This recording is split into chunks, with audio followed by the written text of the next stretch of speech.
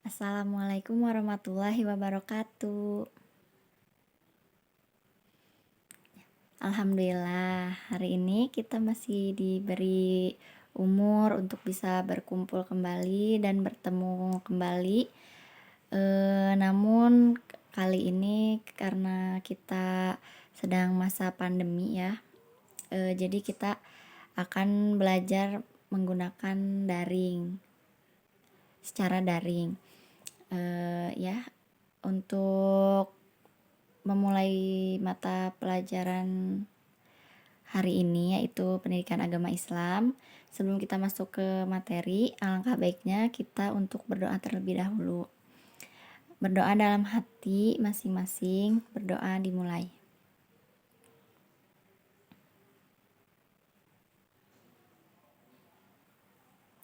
Berdoa selesai. Ya, gimana nih kabarnya anak-anak?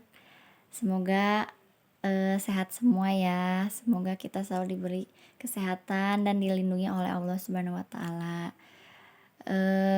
Sebelum kita masuk ke materi yang akan kita bahas hari ini, Ibu akan absen terlebih dahulu ya. Semua hadir ya, alhamdulillah.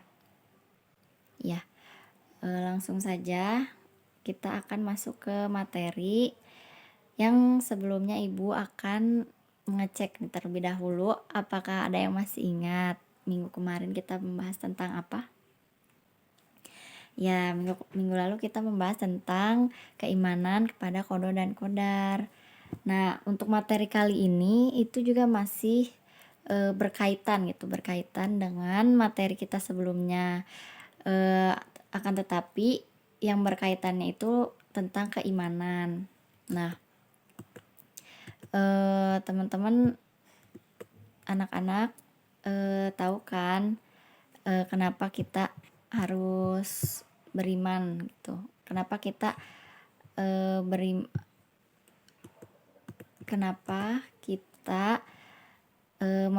mempelajari tentang keimanan ini? Karena keimanan ini itu adalah apa ya?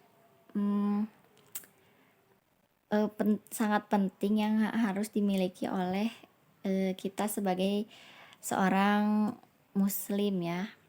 Nah, Ibu akan review sedikit tentang iman. Nah, iman itu secara harfiah itu artinya itu percaya. Nah, namun secara istilah iman itu adalah percaya dan meyakini dengan sepenuh hati dan mengucapkan dengan lisan, dengan membuktikan dengan perbuatan yang kita lakukan. Nah, tanda-tanda keimanan yang dimiliki oleh seseorang itu tuh dilihat dari apa? Dilihat dari amal perbuatan. Nah, dengan demikian keimanan kepada Allah Subhanahu wa taala harus ditanamkan dengan benar kepada diri kita gitu. Nah, rukun iman kan ada 6 ya. Yang pertama itu rukun iman kepada Allah, kepada malaikat, kepada kitab, kepada rasul, kepada hari kiamat, dan qada dan qadar. Nah, untuk yang minggu lalu kan kita membahas tentang qada dan qadar. Untuk materi kali ini kita akan membahas tentang lebih dekat dengan Allah Subhanahu wa taala yang sangat indah namanya. Nah, di sini tuh termasuknya keimanan kepada Allah, iman kepada Allah. Nah, kenapa disebut dengan yang sangat indah namanya? Nah, yang sangat indah namanya itu apa? Nah, kita itu akan membahas tentang Asmaul Husna. Sebelumnya ada yang udah tahu apa itu Asmaul Husna? Ya. Ya, betul. Asmaul Husna itu adalah nama-nama Allah yang baik. Ya, akan Ibu jelaskan ya. Nah, Asmaul Husna ini artinya nama-nama Allah Subhanahu wa taala yang baik. Allah Subhanahu wa taala mengenalkan dirinya dengan nama-namanya yang baik sesuai dengan firman-Nya. Akan Ibu bacakan. A'udzubillahi minasyaitonirrajim. Walillahil asmaul husna fad'uhu biha. biha wa dzarul ladzina yalhiduna fi ahmaih sayujzauna ma kanu ya'malun, yang artinya dan Allah memiliki al-asmaul husna atau nama-nama yang baik, maka bermohonlah kepadanya dengan menyebut asmaul husna itu dan tinggalkanlah orang-orang yang menyalahartikan nama-namanya. Mereka kelak akan mendapat balasan terhadap apa yang telah mereka kerjakan. Ya, maksud dari ayat yang sudah Ibu bacakan tadi yaitu Allah tuh memberi gambaran nama-nama baik Allah tuh yang harus kita teladani, bisa dibilang seperti itu. Nah, Asmaul Husna itu ada 99 ya, nama-nama baik Allah itu ada 99 jumlahnya. Akan tetapi Ibu akan membahas lebih apa ya, kan karena kalau 99 itu bukan kebanyakan sih, karena kan waktu kita tidak cukup, jadi akan Ibu ambil salah empatnya, yaitu yang pertama ada Al-Alim, yang kedua ada Al-Kabir, yang ketiga ada As-Sami, yang keempat itu ada Al-Basir.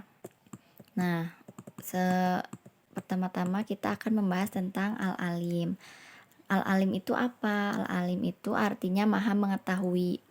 Allah Subhanahu wa Ta'ala maha mengetahui yang tampak dan yang goib. Jadi Allah itu tuh tahu gitu segalanya yang akan terjadi dan yang bakalan terjadi gitu. Seperti ada firman Allah, firmannya yaitu akan Ibu bacakan. A'udzubillahi minasyaitonirrajim.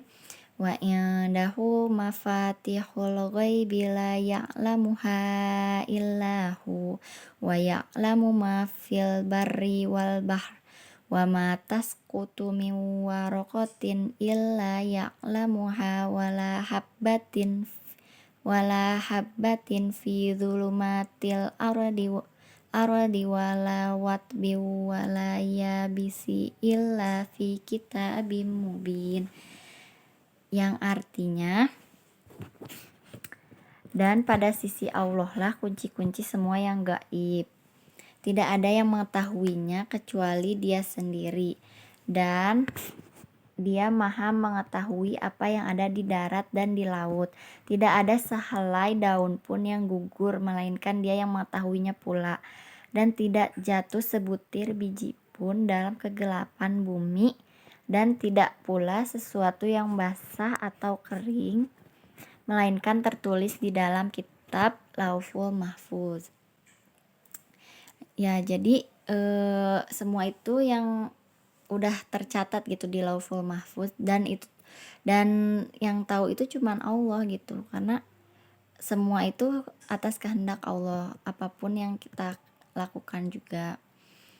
Nah, tapi ingat, yang paling penting itu kita harus memperhatikan bahwa kita tuh tidak boleh merasa paling pandai, walaupun kita harus mencari ilmu, jangan sampai merasa cukup gitu. Nah, kita tuh gak boleh merasa pandai juga, karena orang yang berilmu itu harus tetap rendah hati. Ada pepatah, seperti pohon padi, semakin berisi dia semakin merunduk. Jadi semakin banyak ilmunya, tapi dia gak boleh sombong gitu. Jangan aku ini tahu loh semuanya gitu. Nah, itu tuh gak boleh. Jadi kita harus selalu rendah hati, walaupun ya kita punya ilmu gitu, kita udah tahu gitu ini tuh. Ya, Ibu akan bahas yang kedua, itu ada Al-Kabir. Al-Kabir itu artinya waspada. Nah, waspada mengetahui perkara yang tersembunyi. Nah, artinya apa? Semua yang diketahui oleh Allah dengan detail, penuh kecermatan dan kewaspadaan baik secara lahir maupun batin. Jadi Allah itu tahu gitu apa saja yang kita lakukan, baik itu di rumah, di sekolah, lagi di luar, lagi main sama temen gitu di luar. Nah, tapi Allah itu maha waspada, jadi Allah tuh tahu apa yang kita kerjakan, dan Allah itu maha teliti. Jadi jangan kita merasa kita tuh udah bersembunyi, tapi itu tuh cuman tidak diketahui oleh orang-orang saja, tapi Allah itu maha mengetahui, maha waspada gitu. Allah tuh pasti tahu kita tuh lagi apa, kayak gitu ya. Seperti ada firman Allah surat At-Taubah ayat 16, A'udzubillahi minasyaitonirrajim, wallahu khabirum bima ta'malun, yang artinya Allah maha teliti terhadap apa yang kamu kerjakan ya. Ibu lanjut, yang ketiga itu ada asami. Asami itu apa? Artinya maha mendengar. Allah itu maha mendengar segala sesuatu apapun, baik itu yang sekecil apapun, kayak misalnya suara semut, itu tuh Allah juga bisa mendengarnya gitu. Mau kita misalnya kita lagi sebel nih, terus kita ngomong sendiri gitu dalam hati kita, kayak ih aku sebel banget sama dia, kayak gitu kan. Nah, itu tuh Allah juga mendengar apa yang ada di isi hati kita, walaupun tidak diucapkan secara lisan. Yang dalam hati saja Allah bisa mendengar, gimana yang kita ucapkan secara lisan. Jadi kita itu harus hati-hati dalam berbicara. Seperti ada firman Allah yang terdapat dalam Quran surat Al-Baqarah ayat 256, A'udzubillahi minasyaitonirrajim, wallahu sami'un alim, yang artinya Allah maha mendengar lagi maha mengetahui. Jadi sekali lagi kita itu emang harus berhati-hati dalam mengucap atau melakukan perbuatan gitu, karena semua itu Allah tuh tahu gitu ya. Ibu lanjut, yang keempat itu yang terakhir ya, yang pembahasan terakhir kita ada Al-Basir. Al-Basir itu artinya maha melihat. Jadi ya seperti tadi, Allah itu pasti selain maha mendengar, maha mengetahui, Allah juga maha melihat. Nah, Allah dapat melihat apa saja yang ada di langit dan yang ada di bumi. Nah, contohnya seperti kita ya tadi, misalnya kita bersembunyi. Nah, walaupun kita mau bersembunyi gak kelihatan sama orang, Allah tuh tetap tahu kita tuh ada di mana, karena semua itu kehendak Allah. Jadi Allah emang yang tahu segala-galanya ya. Seperti ada firman Allah Subhanahu wa taala yang terdapat dalam Quran surat Al-Hujurat ayat 18, A'udzubillahi minasyaitonirrajim, innallaha ya'lamu ghaibas samawati wal ard wallahu basirum bima ta'malun, yang artinya sesungguhnya Allah maha mengetahui apa yang gaib di langit dan di bumi, dan Allah maha melihat apa yang kamu kerjakan ya. Jadi kita juga harus mengintrospeksi diri gitu ya, jangan sampai kita itu mengecewakan Allah gitu. Jadi kita juga harus mengkaji nih apa saja nama-nama baik Allah seperti yang kita lakukan hari ini. Itu sama saja kita mengkaji nama-nama baik Allah yang sangat indah namanya, dan emang betul-betul itu mengajarkan kita gitu untuk kita selalu beramal gitu ya. Nah, adapun hikmah beriman kepada Allah Subhanahu wa taala. Yang pertama itu selalu mendapat pertolongan dari Allah Subhanahu wa taala. Yang kedua itu hati menjadi tidak gelisah dan tenang. Jadi eh, hati kita tenang dan tidak gelisah. Yang ketiga itu sepanjang masa hidupnya tidak akan pernah merasa rugi. Nah, dari hikmah kita beriman kepada Allah itu hikmahnya tuh bagus-bagus gitu, nggak buruk. Karena dengan kita mengimani gitu, kita selalu mendapat pertolongan dari Allah Subhanahu wa taala insya Allah. Dan juga hati kita tenang dan hati kita tidak gelisah karena tidak ada yang disembunyikan dari diri kita gitu. Karena Allah tuh Maha mengetahui, Maha melihat, Maha mendengar. Jadi ya kita jangan menutup-nutupi yang padahal Allah itu tuh tahu gitu. Dan sepanjang masa hidupnya yang tidak akan pernah merasa rugi. Jadi kita nggak akan menyesal gitu di hari akhir. Ya seperti itu.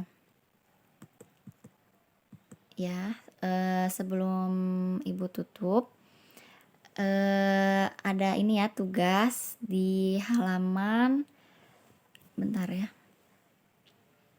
Di halaman 170 itu ada soal pilihan ganda ya dan esainya. Nah, itu coba kalian kerjakan langsung saja di buku paketnya. Nanti minggu depan dikumpulkan dan akan Ibu periksa. Ya, cukup sekian pertemuan kita kali ini. Terima kasih untuk anak-anak yang sudah memperhatikan.